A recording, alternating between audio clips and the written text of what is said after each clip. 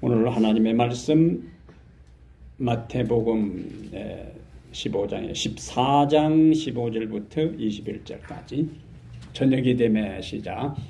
저녁이 되매 제자들이 나와 이르되 이곳은 빈들이요 때도 이미 저물었으니 무리를 보내어 마을에 들어가 먹을 것을 사 먹게 하소서. 예수께서 이르시되 갈 것 없다. 너희가 먹을 것을 주라. 제자들이 이르되 여기 우리에게 있는 것은 떡 5개와 물고기 2마리 뿐이니이다. 이르시되 그것을 내게 가져오라 하시고 무리를 명하여 잔디 위에 앉히시고 떡 5개와 물고기 2마리를 가지사 하늘을 우러러 축사하시고 떡을 떼어 제자들에게 주심에 제자들이 무리에게 주니 다 배불리 먹고 남은 조각을 12바구니에 차게 거두었으며 먹은 사람은 여자와 어린이 외에 5,000명이나 되었더라. 아멘. 주님의 이름으로 여러분 모두를 환영합니다. 하나님께서 오늘 또 약속하신 은혜를 풍성히 부어주시기를 바랍니다. 주님 안에서 반갑습니다. 인사를 나누세요. 주님 안에서 반갑습니다. 예수님의 이름으로 환영합니다.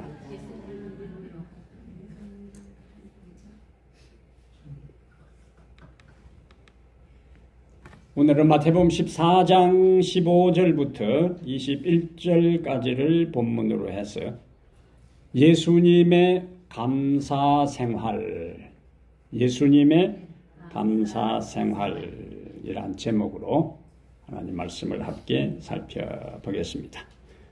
추수감사절 잘 보내셨습니까? 추수감사절 생각하면 제일 먼저 연상되는 단어가 무엇이지요? 예, 정답을 너무 잘 알아맞혀버리니까. 다른 데는 질문을 하면은 터키, 또 감자요리, 옥수수, 여행, 파티 이런 이야기를 하는데 여러분들은 추수감사절 하면은 연상되는 단어는 감사 100점 드리겠습니다. 오늘은 예수님의 감사생활이라는 제목으로 말씀을 드리는데요. 감사에는 세 종류가 있습니다. 감사에는 세 종류가 있는데 첫 번째 감사는 만일 감사예요. 만일 감사. 이 감사를 무슨 감사를 한다고요? 조건부 감사예요. 하나님께서 만일 저에게 이렇게 해주시면은 뭐 하겠다? 감사하겠습니다. 이제 만일 감사. 두 번째 감사는 때문에 감사. 때문에 감사. 하나님께서 저에게 이러이러한 은혜를 주셨으니까 감사합니다. 이건 이제 보통 감사라 그래요. 보통 감사. 세 번째 감사는 그럼에도 불구하고 감사. 그럼에도 불구하고 감사. 이거는 가장 절대 감사인데 환경을 초월한 감사, 최고로 높은 감사, 수준 높은 감사요. 어떤 감사요? 그럼에도 불구하고 감사. 오늘 제목을 뭐라고 했습니까? 예수님의 감사생활. 여러분들이 성경을 읽고 지금까지 신앙생활을 이제 해오셨는데 성경에 예수님께서 감사한 기록이 있습니까? 기록이 없으면 오늘 제가 설교를 안 하지요. 눈치껏 대답을 하면 됩니다. 눈치껏. 잘 모르면은 성경 어딘가 나온다 이리 하면은 50점은 먹고 들어가는 거예요. 성경에 예수님께서 감사한 기록이 있어요. 4군데 나옵니다. 4군데. 그런데 예수님께서 네 군데 감사한 장면들을 보면은 만일 감사도 아니고 때문에 감사도 아니고 예수님의 네 군데 감사한 데는 다 그럼에도 불구하고의 감사요. 우리에게 시사하는 바가 많습니다. 예수님은 부족한 가운데 감사했고 예수님은 슬픈 분위기 속에서 감사했고 예수님은 실패한 것 같은 상황에서 감사했고 예수님은 죽음을 앞두고 감사했어요. 예수님의 감사는 그럼에도 불구하고의 감사입니다. 오늘은 예수님이 감사한 내용들을 몇 가지 살펴보면서 오늘 우리에게 주시는 교훈을 살펴보기를 원합니다. 오늘 본문에서 이제 찾는 첫 번째는 지금 있는 것을 감사하라. 여기 오늘 본문의 배경은 하루 종일 백성들이 예수님의 말씀에 사로잡혀서 감동을 받고 집에 돌아갈 생각도 하지 않고 음식 먹을 생각도 않고 하루 종일 말씀을 이제 들었는데 15절에 보면은 저녁이 되매라는 말이 나와요.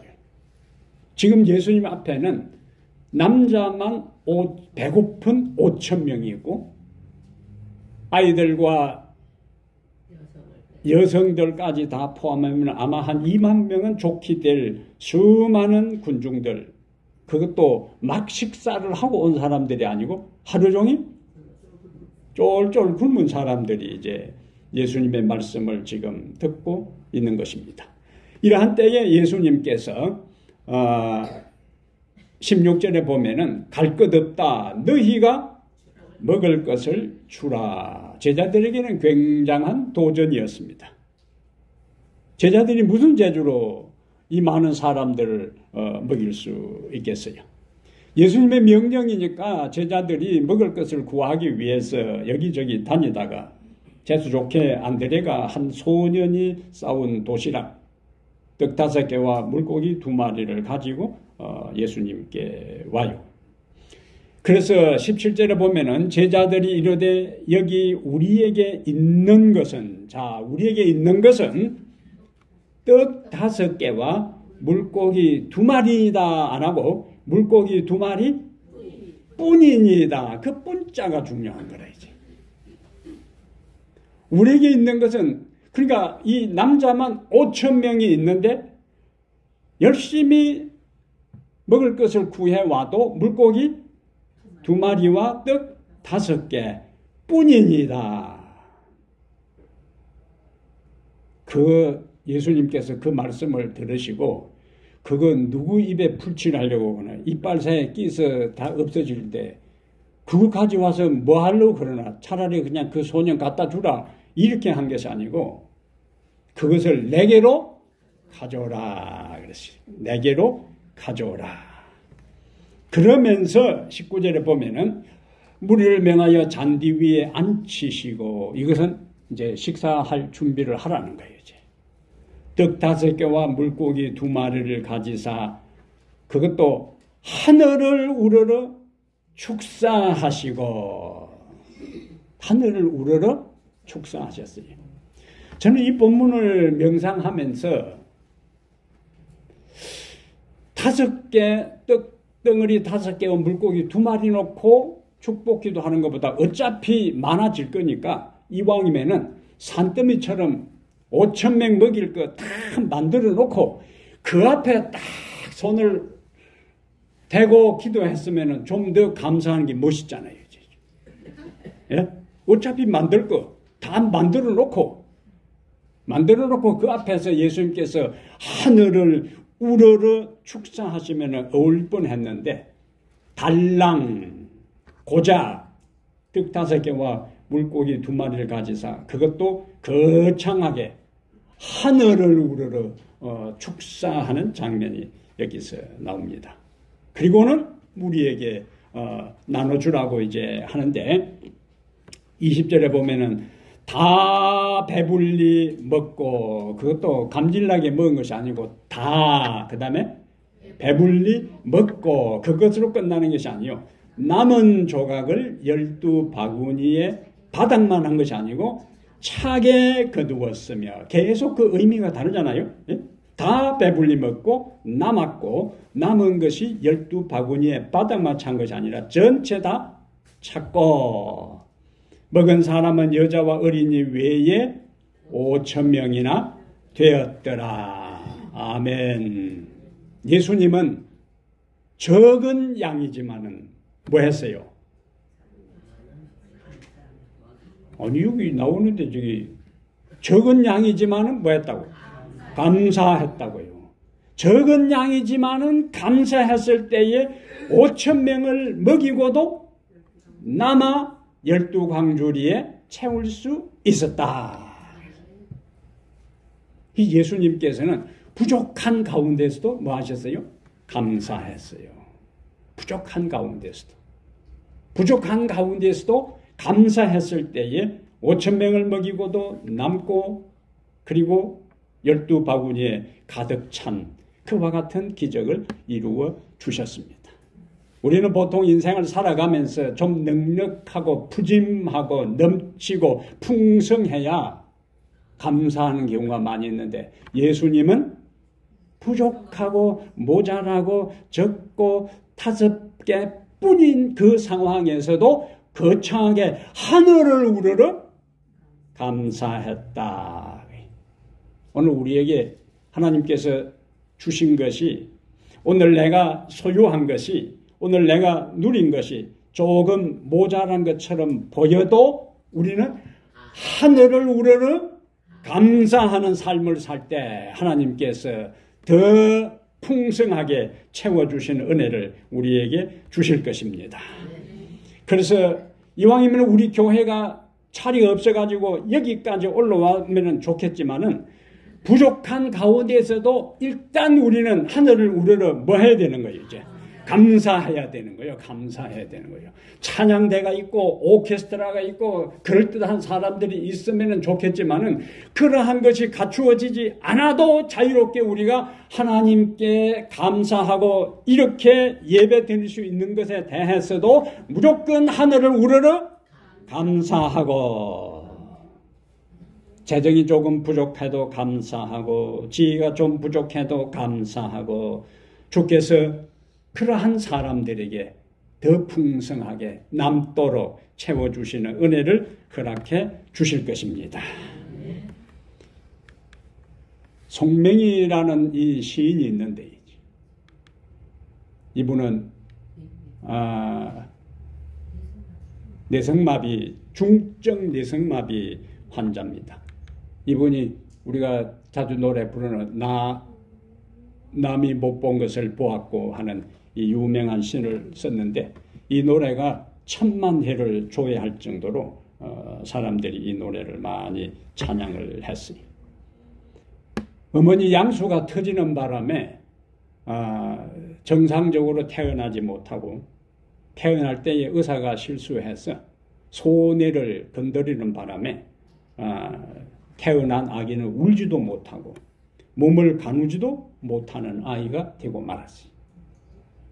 그래서 이제 의식이 들면서 자기 이성이 생기면서 자신의 삶을 저주하고 왜 자기를 그런 아이를 낳았느냐고 어머니에게 원망하는 세월을 이제 보내다가 16살에 예수님을 영접하게 됩니다. 예수님을 영접한 다음부터 자신의 삶을 다시 보기 시작해요. 그의 삶이 변화되기 시작합니다. 자신의 삶을 긍정하기 시작한 거예요. 그래서 이분이 자그마치 28권의 책을 집필했는데요. 손가락 두 개를 가지고 자판을 두들겨서 이분은 중증 전신마비 환자이기 때문에 자기가 할 수 있는 것이 아무것도 없어요. 물도 못 마시고 밥도 못 먹고 화장실에도 못 가고 옷도 못 입고 못 벗고 눕지도 못하고 일어나지도 못하고 모든 것이 다른 사람이 해줘야 되는 거예요. 여러분 손가락이 조금 삐가지고 제대로 사용 못하면 얼마나 불편해요. 강 집사님 그 앞에 노래하다가 지난주에 노래 못하니까 얼마나 불편했겠어요. 얼굴이 해석해졌다니. 우리가 건강할 때는 건강이 얼마나 소중한지 모르지만 건강을 잃어버리는 순간에 얼마나 그 평범하고 당연하게 생각했던 것들이 우리에게 너무너무 소중한 것을 우리는 알게 되는 거예요. 이분은 자기가 할 수 있는 것이 아무것도 없어요. 그래서 세상을 원망하고 부모를 원망하고 하나님을 나 같은 사람을 왜 태어나게 했냐고 하나님을 원망했던 삶에서 예수님을 영접한 다음 주옥 같은 시를 쓰는데 이분이 간증한 걸 들어보면요. 하나님께서 그것을 불러주는 대로 그냥 하는 거예요. 자기가 막 억지로 시상을 떠올리는 것이 아니고 기도하고 시를 쓰려면 그것이 쫙 이렇게 생각나면 그대로 쓰면 시가 되는 거예요. 아무나 그리 되는 게 아니에요. 하나님께 자신의 인생을 다 맡겼을 때 이분이 이제 어떤 고백을 하냐면은 감사의 고백을 해요. 아픈 것도 감사합니다. 그냥 보통 아픈 게 아니에요. 자기가 아무것도 할 수 없는 중증 전신마비 환자인데 그것을 뭐 한다고요? 감사합니다. 아파서 돈에 대한 욕심이 더 없어져 주변을 더 돌아보게 하시니 감사합니다. 삶에 애착이 없어서 비굴하지 않아 감사합니다. 마음이 세상에 없으니 세상보다 천국을 보고 땅에 연연하기보다 하늘을 볼 수 있어 감사합니다. 사지가 성하고 사지가 멀쩡한 우리들을 한없이 부끄럽게 하는 감사의 기도입니다. 이래하면 우리가 매일매일 우리가 여유있게 넉넉하게 풍성하게 넘치게 가지지 못할지라도 내 발로 걸어서 이곳에 와서 내 눈으로 모든 사물을 보고 내 입으로 하나님을 찬양하고 기도하고 앉고 서고 일어설 수 있는 그거 하나만 해도 하나님 앞에 덮어놓고 감사하시길 바랍니다. 예? 예수님이 바로 그렇게 우리에게 그 모습을 떡 5개 물고기를 두고 하늘을 우러러 감사했다. 예수님은 부족한 가운데서도 감사했어요. 그래서 우리는 내가 가진 것과 다른 사람 가진 것을 비교하지 말아야 합니다. 불행은 비교에서 시작돼요. 식당에 가서 꼭 다른 사람이 먹는 게 맛있어 보여요. 다른 손에 든 떡이 똑같이 잘라서 줘도 다른 사람 손에 든 떡이 더 커 보이고 힐금힐금 저 사람은 좀 더 커 보인다. 한국의 아파트에 사는 사람들 가운데 옆집 남자하고 이쪽 남자하고 사이가 좋은 사람이 거의 없다 그래요. 왜 그런가? 부인 때문에 그런 거예요. 부인이 자꾸 옆집 남편하고 비교를 하는 거예요. 옆집 남편은 쓰레기도 삐아주는데 당신은 왜 그래? 옆집 남편은 외식도 자주 나가는데 당신은 왜 그래? 옆집 남편은 아이들하고 놀면서 가정적인데 당신은 왜 그래? 옆집 남편은 돈도 잘 벌어와서 차도 저런데 당신은 왜 그래? 비교 하니까 대부분 아파트에 사는 사람들이 이 옆집 남자하고 사이가 다 안 좋대요. 누가 그렇게 했대? 비교해서. 한국 부모들이 꼭 아이들을 다른 집 아이하고 비교를 합니다. 엄마 내 80점 받아왔어. 그러면은 잘했다 그러면 되겠는데 저 아이 내 친구는 몇 점 받았는데 그럼 뭐하러 물어봐요? 그래서 그 아이 옆집 아이가 85점 받고 90점 받았다면은 그냥 이만 지어 받고 이렇게 해야 된다. 그건 공부라고 점수라고 해왔냐고 해야지. 물어볼 거 없어요. 다른 아이 점수는 뭐하러 물어봐요? 80점 받아왔으면 그래 앞으로 조금만 더 하면 잘하겠다 하고 격려해 줘야 되지. 여러 과목 가운데 꼭 점수 떨어진 그것을 꼭 꼬집어 가지고 이야기를 한다. 다른 거 잘했다고 하면은 격려를 받아서 잘하게 돼 있어요. 뭐 하지 말라고요? 우리 자녀를 다른 사람 자녀하고 비교하지 말고, 자기 남편 다른 남편하고 비교하지 말고, 자기 아내 다른 아내하고 비교하지 말고, 우리 교회하고 다른 교회하고 비교하지 말고, 이 교회 목사하고 다른 교회 목사하고 비교하지 말아요. 예? 이 세상에 다 갖춘 사람 아무도 없습니다. 다 갖춘 사람 없어요. 내가 다니는 교회가 세상에서 제일 좋은 교회라 생각하고, 내가 다니는 교회 담임 목사가 세상에서 제일 훌륭한 목사라 생각하고, 내가 다니는 교회 성도가 최고의 성도라 생각하고, 그런 마음으로 교회를 다니세요. 그런 마음으로. 예? 이왕 신앙생활 할 것 같으면 그런 마음을 가져야지. 자꾸 옆에 기웃기웃 그 피곤하게 인생을 살지 마시라고. 예? 피곤하게. 예수님은 부족한 가운데서도 하늘을 우러러 감사했어요. 하늘을 우러러. 그래서 다른 사람과 비교하지 말고 오늘 나에게 주어진 은사를 따라서 오늘 나에게 주어진 은혜에 대해서 감사하며 살아가게 되기를 바랍니다.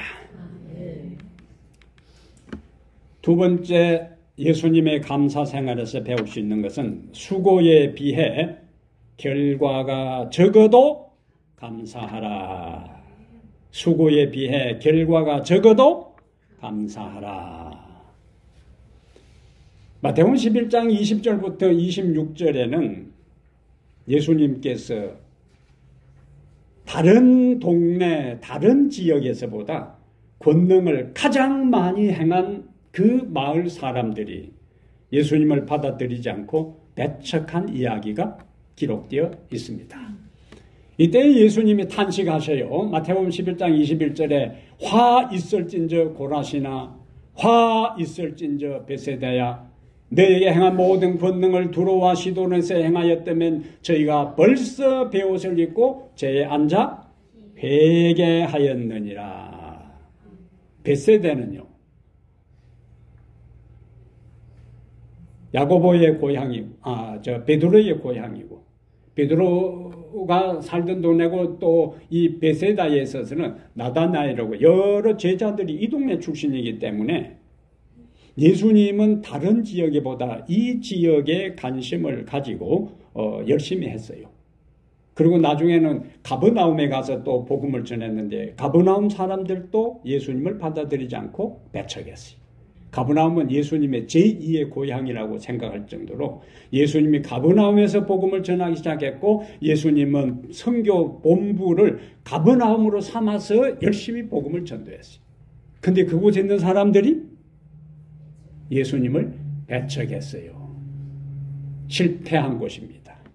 이러한 곳에서 예수님께서 마태복음 11장 25절에 아버지여 이것을 지혜롭고 설기 있는 자들에게는 숨기시고 어린 아이들에게 나타내심을 감사하나이다. 그러면서 옳소이다. 이렇게 된 것이 아버지의 뜻이니이다. 그 당시 베세대에 있는 사람, 고라신에 있는 사람, 가버나움에 있는 사람 예수님을 받아들이지 않고 거절했는데 나중에 그 주변에 있는 어린 아이들이 예수님에게 몰려와서 예수님을 받아들였을 때에 실패한 것에 대해서 절망하고 좌절한 대신에 어린 아이들이 자기에게 찾아와서 복음을 받아들이고 예수님의 무릎에 앉아서 이야기를 듣는 그것으로 인해 예수님은 뭐 한다고요? 감사하나이다. 주님은 실패한 자리에서도 자신이 수고하고 애쓰고 노력한 열매가 많이 거두지 못해도 작은 열매 그것 가지고 예수님은 뭐 하셨다? 감사했어요. 감사했어요. 작은 결실에 대해서도 뭐 하자? 감사하자. 부모 입장에서는 내 자녀만큼은 다 잘 되기를 원해요? 다 원해요. 어느 부모치고 내 자식 망하기를 누가 원하겠어요? 내 자식 빗나가기를 누가 기대하겠어요? 부모들은 이 세상에 있는 부모들은 다 자기 자식만큼은 잘 되기를 기대합니다. 그런데 여러분들이 우리가 경험한 대로 여러분들이 아니라 우리가 경험한 대로 부모가 기대한 대로 부모가 정성을 쏟은 대로 부모가 베푼 사랑만큼 부모가 희생한 것만큼 부모가 교육시킨 것만큼 자녀가 부모의 기대치에 다 채워지던가 대부분 기대치에 못 미쳐요. 그러면 내가 쏟은 정성과 관심과 헌신과 수고에 비해 자녀가 부모의 기대치에 미치지 못할 때 우리는 자녀에 대해서 실망하고 어떤 때는 등을 돌리고 호적에서 파버려야 되겠다 이 나쁜 자식, 이러한 경우들도 이제 있게 되는데, 우리가 하나님 앞에서 내 모습을 생각해 봐야 돼요. 하나님 앞에서 나의 모습들을. 그래서 마음대로 잘 안 되는 것이 자식농사라고 하잖아요. 자식농사는 참 부모 마음대로 잘 안 됩니다. 근데 그러한 부모의 마음을 우리 하나님은 잘 이해하셔요. 왜 그런가? 하나님이 먼저 경험하셨어요. 에덴 동산에 아담과 하와를 창조하고 해줄 것 다 해줬어. 다 해줬는데 그 하나님 배신하고 사단에게 가서 아양 떨고 시키는 대로 하고, 하나님은 그러한 가운데 자식이 부모 마음대로 안 된다는 것을 하나님이 이미 다 경험해 보셨어요. 그래서 부모된 우리가, 우리의 자녀들이 부모 기대한 대로 안 되는 것에 대해서, 기대한 대로 안 되는 것에 대해서 하나님이 다 아시고 우리의 아픈 마음과 우리의 좌절된 심정을 충분히 이해하시는 것으로 오늘 위로받고 돌아가시길 바랍니다. 내가 저놈을 차라리 안 낳았으면 좋을 뻔했는데 어쩌다가 저기 생겨가지고, 그런 생각하지 말고, 그런 생각하지 말고 하나님이 먼저 아담과 하와에게 그런 쓰라린 마음을 경험했으니까 내 자식이 내가 기대한 대로 안 되더라도 그래도 아직도 살아있고, 그래도 나를 엄마라 부르고 아빠라 부르고 한 번씩 전화라도 하고, 감옥에 가 있지 않고 그거 하나로 뭐하라? 감사하게 되기를 바랍니다. 여러분이 쏟은 수고에 비해서 결과가 적어도 감사할 때에 하나님께서 우리의 감사에 더 큰 은혜와 축복으로 채워주셔요. 예수님께서 완전한 하나님, 능력의 하나님, 성령 충만한 하나님, 말씀 자체이신 하나님, 완벽하신 인간으로서 복음을 전해도 안 듣는 사람은 안 들어요. 모든 사람이 회개하고 다 예수님 앞에 돌아온 게 아니더라는 이야기야. 그러면 우리는 예수님보다 부족하고 한계가 있고 유한하고 결점이 있고 약점이 있고 모든 것이 부족한 우리가 다른 사람을 하나님께로 인도하기 위해서 최선의 노력을 한다 해도 다 그들이 회개하고 하나님께로 돌아오는 것은 아니라는 거예요. 그런 데서 우리는 위로를 받을 수가 있습니다. 목사로서 어떤 경우에는 몇 시간씩 그 하소연 다 들어주고 성경 가르치고 관심을 갖고 했는데 나중에는 이 교회 떠나버리고 다니면서 제 욕하고 다니는 사람도 있어요. 희한한 사람 많다니까 이 동네에.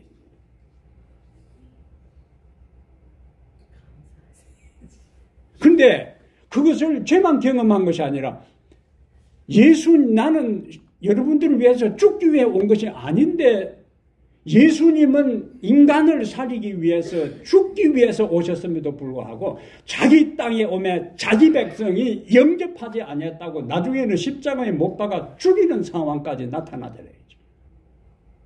그래서 우리가 경험하는 상황 속에서 자꾸만 다른 사람하고 자기를 비교할 것이 아니라 예수님이 경험한 것들을 생각하면서 내 속상하고 힘든 가운데서도 주님께서 나를 위로하시고 이해하실 것이라는 데서 용기를 얻게 되기를 바랍니다. 교회에 인도하기 위해서 자식을 올바른 걸로 인도하기 위해서 수고한 것에 대한 결과가 당장에 없더라도 하나님께서 여러분이 흘린 눈물과 여러분이 드린 기도와 여러분이 쏟은 사랑과 여러분이 한 헌신과 희생에 대해서 섭섭하지 않도록 갚아 주실 것이기 때문에 결과에 연연하지 말고 결과가 적어도 감사하며 사시길 바랍니다.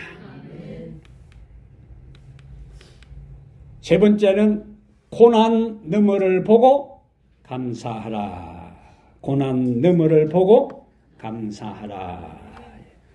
여기는 요한복음 11장 39절부터 42절에 나사로를 살리는 장면에서 예수님께서 감사한 내용들입니다. 예수님은 나사로를 장사한 지 4일이나 지난 현장에 나타나서 나사로 무덤을 막은 그 돌을 옮기게 한 다음에 이렇게 기도합니다. 예수께서 눈을 들어 우러러 보시고 이르시되 아버지여 내 말을 들으신 것을 감사하나이다. 예수님 지금 어디에서 감사기도를 드려요? 무덤 앞에서. 시신이 부패되어 썩은 냄새가 주변에 진동하는 그 현장에서 그것은 절망의 현장이요. 그것은 죽음의 현장이요. 그것은 슬픔의 현장이요. 그런데 그 현장에서 예수님께서 여기도 눈을 들어 우러러 보시고 아버지여 내 말을 들으신 것을 감사하나이다. 예수님은 나사로가 죽은 것을 감사한 게 아니에요. 예수님은 썩은 냄새가 진동하는 것을 감사한 것이 아니에요.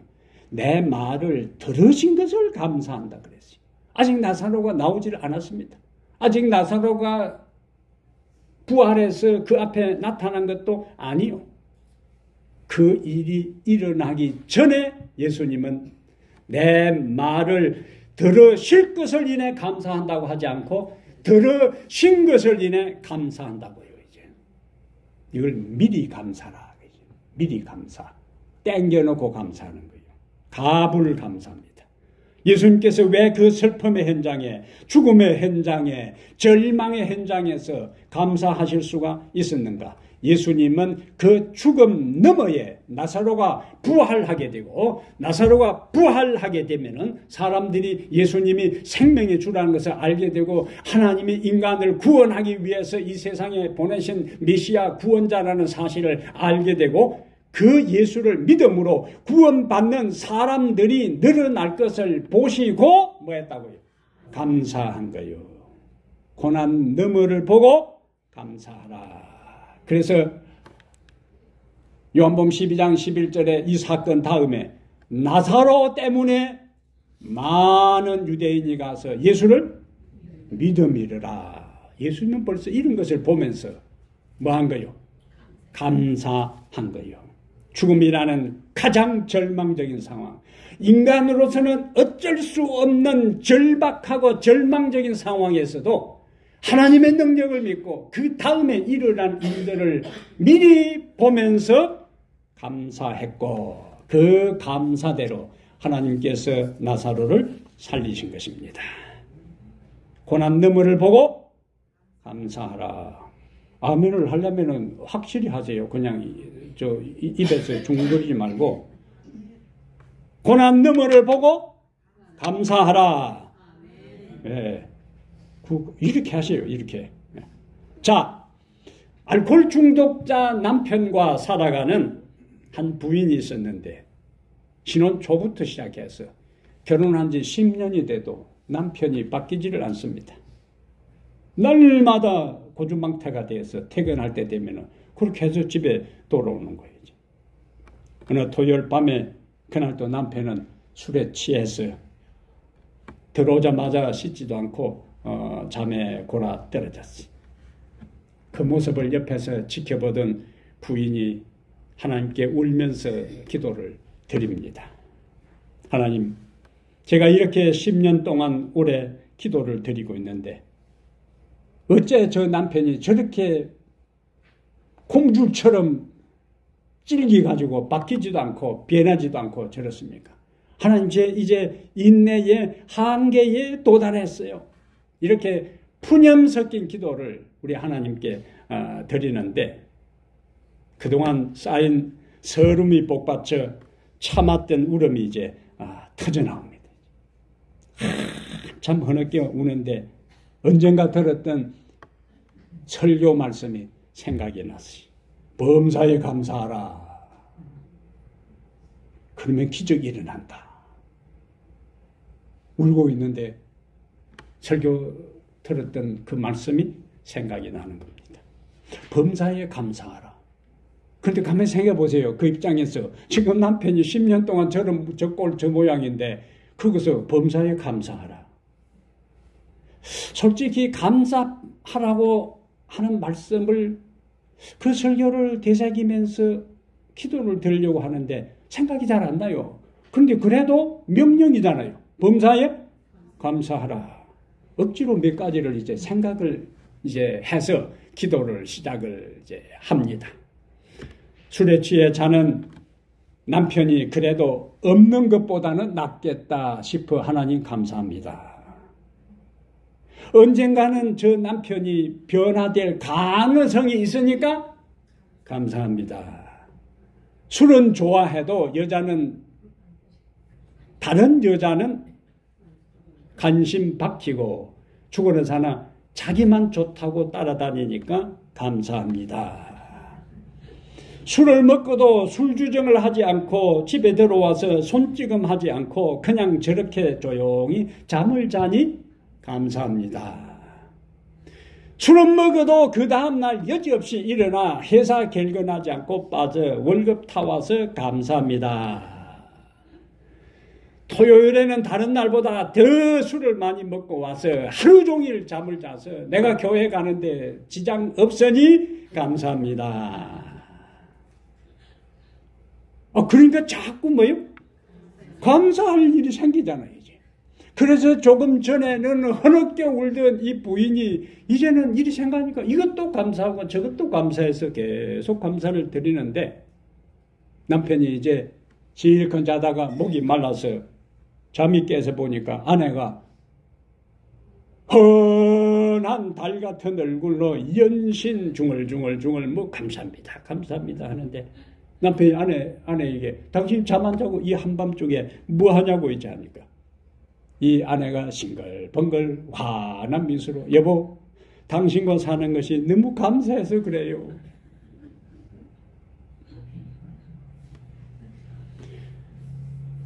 그러면서 지금까지 자기가 기도했던 내용을 일일이 다 남편에게 말해 주었습니다.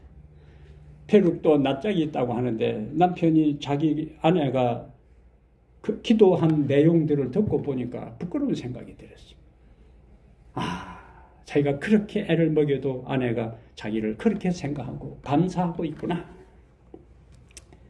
남편 아내의 말을 듣고 난 다음에 전혀 예상하지 못한 대답을 합니다. 여보, 내가 술을 이렇게 주야장창 매일 하루도 빠지지 않고 먹어 당신 속을 썩였는데도 나와 사는 것이 감사하다고 하니까 이제부터 술을 끊고 내일부터 교회에 당신 따라 나가겠어. 할렐루야. 이때 하면 크게 하는 거예요. 이제. 단 한 번의 감사 기도로 10년 동안 남편의 마음이 움직이지 않았는데 단 한 번 범사에 감사하라는 그 말씀을 순종해서 남편에 대해서 이렇게 긍정적으로 감사 기도했을 때 그의 마음이 움직이는 기적이 일어난 것입니다. 데살로니가전서 5장 18절에 범사에 감사하라. 아멘. 이는 너희를 향하신 하나님의 뜻이라고 했어요. 모든 일, 모든 상황, 어떤 형편에 처하든지 무슨 일이 일어나도 항상 감사하라는 하나님의 뜻입니다. 양지에 있을 때도 감사하고 음지에 있을 때도 감사하라는 이야기예요. 어떻게 이 감사가 가능한가?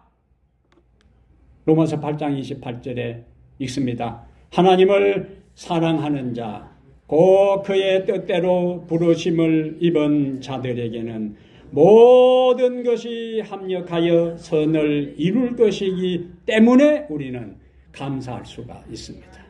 오늘 내가 힘든 이 상황도, 오늘 이 고통의 상황도, 오늘 이 어려운 상황도 내가 하나님을 향한 마음이 한결같고 변함이 없고 감사하는 삶을 살면은 이 모든 것이 고통이 심했던 것만큼 실패가 컸던 것만큼 더 큰 축복으로 채워줄 것을 우리는 믿기 때문에 하나님 앞에 감사할 수가 있습니다. 예수님은 겟세마네 동산의 고뇌와 십자가의 죽음을 앞두고도 최후의 만찬 자리에서 그는 감사했어요. 누가복음 22장 17절에 잔을 받으시고 감사하시고 누가복음 22장 19절에 떡을 받으시고 감사 기도하시고, 조금 후에 그는 겟세마네 동산에 가서 인류의 운명이 저울추에 떨고 있는 그 위태로운 상황에 인류를 위하여 온 몸에 그의 죄짐을 짊어지고 피 어린 기도를, 핏방울이 땀에 떨어지는 그와 같은 고뇌의 기도를 드릴 시간을 앞두고, 조금 있으면은 그의 사랑하는 제자들이 다 도망갈 것을 앞두고, 조금 있으면은 십자가를 지고 골고다 언덕에 올라서 처절하게 못 박혀 죽을 것을 앞두고, 그는 자기의 죽음과 희생을 상징하는 잔을 받으사 기도하시고 떡을 가지사 기도하시고 제자들에게 나누어 주셨어요. 예수님은 고난 앞에서도 뭐 하셨다고? 감사기도 했어요. 죽음 앞에서도 감사기도 했어요. 예수님의 감사기도는 그의 환경이 여유있고 그의 환경이 평탄하고 사람들이 그를 따르고 사람들이 그를 인정하고 수많은 사람들이 몰려올 때 그는 기도하지 않았어요. 실패한 것처럼 보이는 가운데, 부족한 것처럼 보이는 상황에서도, 죽음 앞에서도, 자신의 고난 앞에서도 그는 하나님 앞에 감사 기도를 드리신 것입니다. 왜냐하면 히브리 12장 2절에 그는 그 앞에 있는 기쁨을 위하여 십자가를 참으사 부끄러움을 개의치 아니하시더라고 했습니다. 현재의 상황만이 우리의 인생의 전부가 아닙니다. 항상 그것이 계속되는 것도 아닙니다. 모든 고통이 끝날 때가 오는 것입니다. 이 모든 것은 다 지나가는 거예요. 그리고 하나님이 우리를 위해 예비한 영광스러운 그날이 우리에게 다가올 것입니다. 그러므로 사랑하는 여러분, 없는 것에 대해 불평하지 말고 지금 있는 것에, 지금 가진 것에, 지금 누리는 것에 대해 예수님처럼 감사하시기를 바랍니다. 수고에 비해 결과가 적어도 감사하시기를 바랍니다. 주께서 우리의 수고를 헛되게 하지 않을 것입니다. 고난 너머를 보고 주님처럼 감사해서 우리의 삶에 감사가 넘쳐 감사의 축복까지 더 받아 또 감사하는 아름다운 삶을 살다가 하늘에 가서도 영원히 주님을 찬양하고 감사하는 그 현장에 우리 모두가 있게 되기를 주의 이름으로 축복합니다. 은혜로우신 우리 하나님, 주께서 우리에게 허락하시고 베풀어 주신 만 가지 복을 인해 감사합니다. 우리 하나님, 우리의 삶 속에 불평과 원망 대신에 감사와 찬양이 넘치게 해 주시옵소서. 다른 사람과 비교하는 대신에 하나님과 나 사이에 주께서 이미 주신 것을 인해 감사하고, 지금 주신 것에 대해 감사하고, 앞으로 더 크게 주실 것에 대해 감사하게 해 주시옵소서. 우리 개인에게 감사가 넘칠 때 우리의 가정에 감사가 넘치고, 우리 가정에 감사가 넘칠 때 그러한 사람들이 다니는 교회에 감사가 넘쳐서 부족한 중에 채워주시는 하나님의 은혜가 더 넘치고 더 풍성하고 더 흘러 넘치는 은혜를 우리 모두가 누리며 경험하게 해 주시옵소서. 예수님의 감사 생활, 부족한 가운데서도 감사하셨고, 실패한 것처럼 보여도 감사하셨고, 죽음 앞에서도 감사하신 그 모든 것이 우리의 삶에 그대로 실천되고 적용되어서 주님과 같이 감사하는 삶을 살다가 영원한 감사의 자리로 우리 모두 다 들어가게 해 주시옵소서.